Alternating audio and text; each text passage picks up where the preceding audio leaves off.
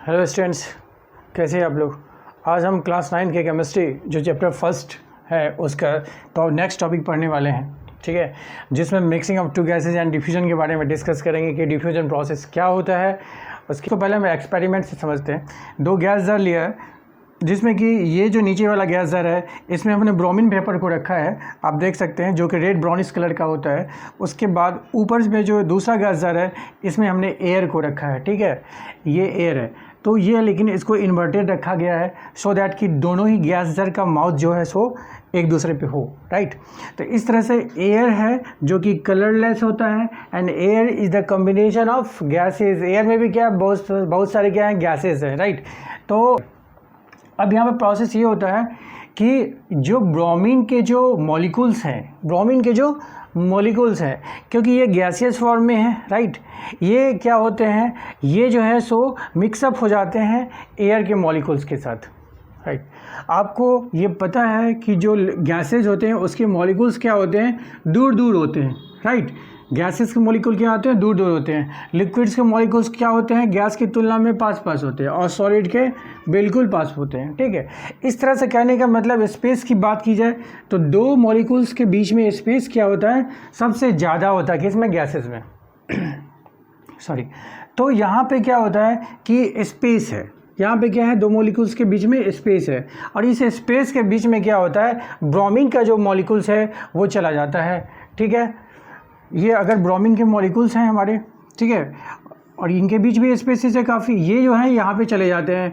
इस तरह से बहुत सारे मॉलिक्यूल्स जो है यहाँ पे आ जाते हैं, एयर्स के भी मॉलिक्यूल्स रहते हैं और इस तरह से ब्रोमीन का एयर में डिफ्यूज़ हो जाना। यहाँ पे process is called the diffusion. यहाँ पे डिफ्यूज़न हो रहा है। डिफ्यूज़न का मतलब होता है जो मॉलिक्यूल्स ब्रोमीन के हैं वो सारे के सारे किधर जा रहे हैं, एयर की तरफ शिफ्ट हो रहे हैं। एयर के मॉलिक्यूल्स के बीच जो गैप है उसमें जाके वो उसमें चले जा रहे हैं, राइट। अब दोनों ही गैस जार आपको किस कलर का दिखता है, रेड ब्राउनिश कलर का, क्योंकि दोनों में ही चला गया है किसका, ब्रोमीन का मॉलिक्यूल चला गया है, ठीक। हाँ, हालांकि आप ये कह सकते हैं एयर के मॉलिक्यूल्स तो फिर दिखाई दे नहीं रहे, लेकिन एयर के मॉलिक्यूल चूँकि वो कलरलेस होता है, उसका कोई कलर नहीं होता है, इस वजह से वो आपको दिख नहीं रहे, बट उसका प्रेजेंस है, ठीक है। नीचे भी है और ऊपर वाले भी गैस जार में है, क्लियर। इस तरह से इस प्रोसेस को हम डिफ्यूज़न कहते हैं, राइट। दूसरा चीज़ एग्जांपल, जैसे कि आपका रूम फ्रेशनर होता है, रूम ये इजीली क्या हो जाता है, स्प्रेड आउट हो जाता है। इजीली स्प्रेड आउट क्यों होता है, क्योंकि गैसेज हैं हमारे रूम में। कहें तो गैस कैसे है, क्योंकि हवा है और हवा है तो गैस है और गैस है तो उनके बीच में स्पेसेस हैं। और जब भी हम परफ्यूम का स्प्रे कर रहे हैं तो इससे क्या हो रहा है, उसके जो मॉलिक्यूल्स हैं सो गैसेज जो एयर में मॉलिक्यूल्स हैं उनके बीच में वो चले जा रहे हैं और इस तरह से वो इजीली मूवमेंट कर रहे हैं हमारे रूम के अंदर। और तो ये प्रोसेस जो हो रहा है इस तरह से, this process is called the diffusion. अगर डिफ्यूज़न नहीं होगा तो इस तरह से परफ्यूम नहीं फैलेगा, इस तरह से एक गैस दूसरे के साथ मिक्सअप नहीं होगा। तो this is called the process of diffusion. I think आपको डिफ्यूज़न समझ में आ गया होगा। उसके अलावा साथ ही साथ यहाँ पे एक चीज़ और देखने की बात है कि ब्रोमीन जो होता है, ब्रोमीन के जो वेपर्स होते हैं, ये जो गैसेस है ब्रोमीन गैस, ये हवा से क्या होती है, हैवी होती है। It is heavier than air, ठीक है। अगर ये हैवी है तो ये फिर ऊपर कैसे जा रहे हैं, ठीक है। इसको तो ग्रेविटी के कारण ये नीचे की तरफ पुल होनी चाहिए, नीचे की तरफ जानी चाहिए, तो ये फिर ऊपर कैसे जाता है। तो यहाँ सबसे इंपॉर्टेंट होता है काइनेटिक एनर्जी। जब भी दो मॉलिक्यूल्स आपस में क्या करते हैं, हमेशा क्या करते हैं, मॉलिक्यूल्स हमेशा आपको मूवमेंट करते रहते हैं, ठीक है। मॉलिक्यूल्स कभी भी किसी भी गैस का, सॉलिड का या लिक्विड का वो स्थिर नहीं रहता है, वो ऑलवेज हमेशा मोशन में रहता है, ठीक है। मोशन की वजह से वो एक दूसरे से टकराते रहते हैं और टकराने के बाद वो एनर्जी गेन करते हैं, ठीक है। अब वो एनर्जी गेन करने के बाद उनमें कौन सा एनर्जी होता है, काइनेटिक एनर्जी होता है। और ये काइनेटिक एनर्जी जो फिजिक्स में आप पढ़ेंगे वो होता है 12mv²।